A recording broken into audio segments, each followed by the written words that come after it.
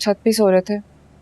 कौन सा ईमान के दरवाजे के बाहर पहरेदारी कर रहे थे कि फोन करके नींद खराब करती। तुम फिर शुरू हो गई। तो आप भी तो खत्म नहीं कर रहे।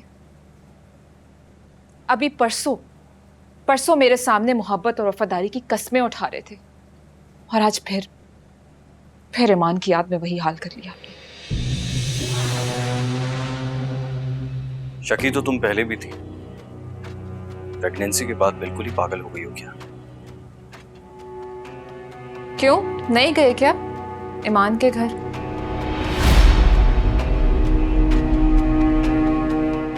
मेरा नहीं, कम से कम बच्चे का ही ख्याल कर लें प्लीज। तो बात हो गई तुम्हारी अपने भाई से? मेरी नहीं। क्यों? क्योंकि उससे शौक है मेरे मामलात में बोलने का। मैं तो एक घर में रह के आपसे नहीं बात कर पाती। वो तो पता नहीं कहाँ पर है, उससे क्या बात होगी? मुझसे बात ना होने का इतना दुख है तुम्हें?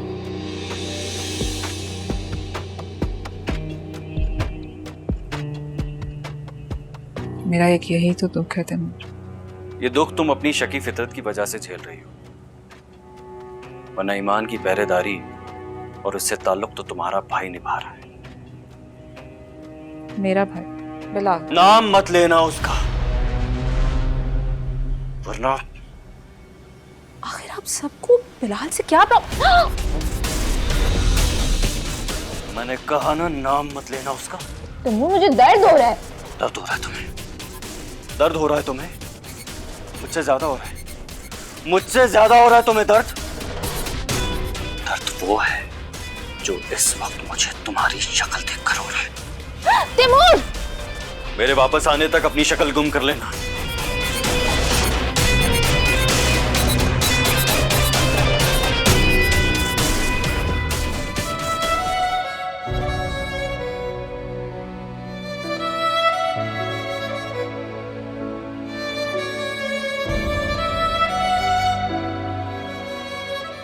आप क्या हमेशा से इतना गुस्सा करते हैं? मैंने कब गुस्सा किया? तो इकबाल फूफा का सर क्या खुशी से फाड़ा था? आपको बड़ी हमदर्दी हो रही है उनके सर से?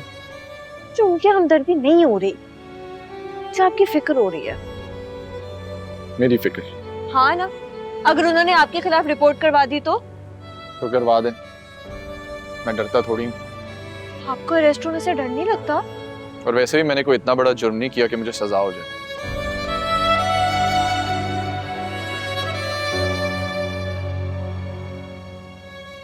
क्या हुआ? इज्जतदार लोगों के लिए तो हाथ में हथकड़ी लगना ही बहुत बड़ी सजा होती है। हमारे मोहल्ले में तो एक आदमी ने खुदकुशी कर ली थी, वो भी सिर्फ इस वजह से कि पुलिस उसको हाथ में हथकड़ी लगा के लेके गई थी।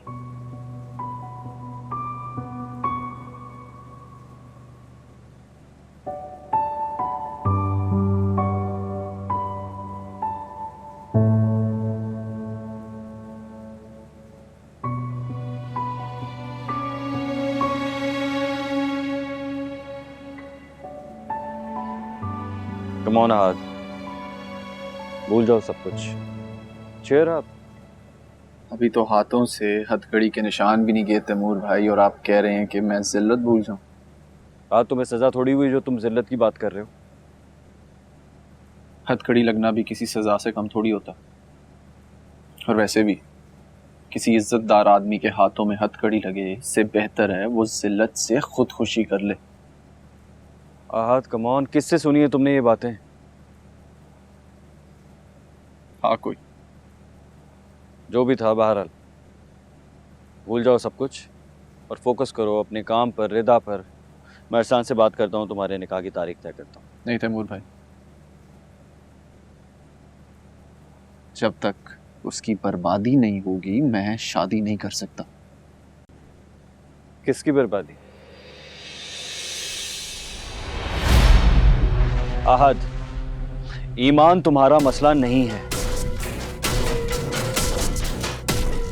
ठीक कह रहे हैं आप, ईमान मेरा मसला नहीं है, लेकिन ईमान का ईमान हम सबका मसला। क्या मतलब?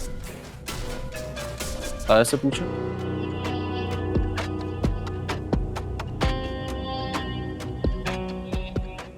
तुमने क्या उसे ब्लैंक चेक दिया था?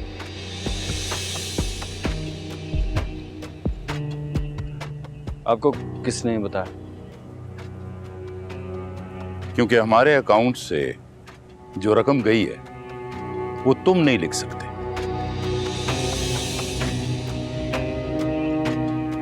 तो इसका मतलब उसने चेक कैश करवा लिया। जाहिर है वो 50 लाख नकद के लिए तो उसे नहीं लेके गई साथ।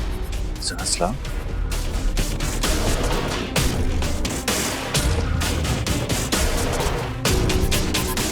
आप परेशान मत, मैं बात करता हूँ। नहीं,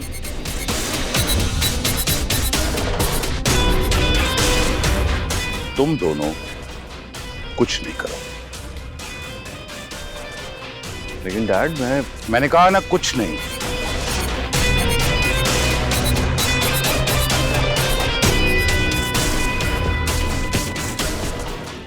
फिलहाल उसे एंजॉय करने दो। सही से साफ करें, इतनी गंदगी है यहाँ पे। अपनी गंदगी तो नजर नहीं आती होगी तुम्हें।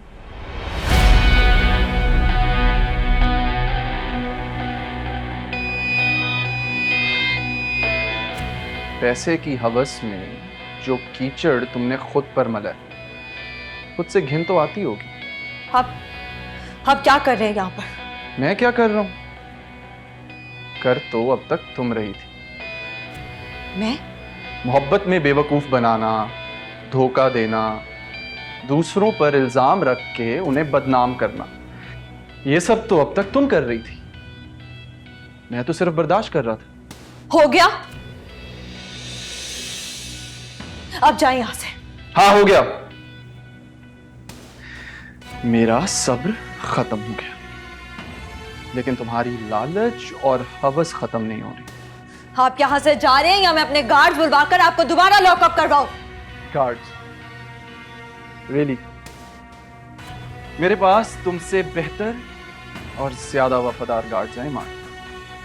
इसलिए प्लीज ये जंग लगी बंदूकें पकड़े गार्ड्स तो मेरे सामने शो ऑफ ना ही करो तो बेहतर है, और मेरी बात कान खोल कर आप मेरी बात कान, नाक और आंखें खोलकर सुने और गौर से देखें। ये मेरा ऑफिस है, आपके ताया चचा का घर नहीं है कि जब जिसका दिल चाहे मुंह उठाकर नाश्ता खाने के टेबल पर पहुंच जाए। मेरे ताया चाचा के घर नाश्ता खाने मुंह उठाकर तो तुम आती थी ईमान, लेकिन क्या करें, तुम्हारी भूख है इतनी ज्यादा कि हमारी खुशियां खाकर भी तुम्हारा पेट नहीं भरा, जो अब हराम की कमाई से अपना अकाउंट भर रही है। हराम की कमाई? खैर, मैं भी क्या बोल रहा हूं, हराम और हलाल की तमीज तो तुम्हें रिश्तों में भी नहीं थी, वरना तैमूर भाई। बस, अब एक लफ्ज और नहीं, वरना उठवा के बाहर फेंकवा दूंगी। हो गई बस। ये तो कुछ भी नहीं है ईमान सलीम, वरना पैसे की हवस में जो खेल तुमने मुझे लॉकअप में डालकर शुरू किया ना, उसमें अगर मैंने तुम्हें तुमसे नफरत ना करवा दी ना, तो मेरा नाम भी आहत सलमान नहीं। मैंने कोई पैसे नहीं लिए। तो उस ब्लैंक चेक पर क्या अपनी ईमानदारी के किस्से लिख के फ्रेम करवाया क्या?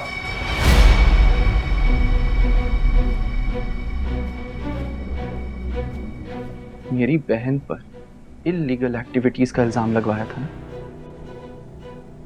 मैं तुम्हें तुम्हारी ही करप्शन में फंसवाऊंगा।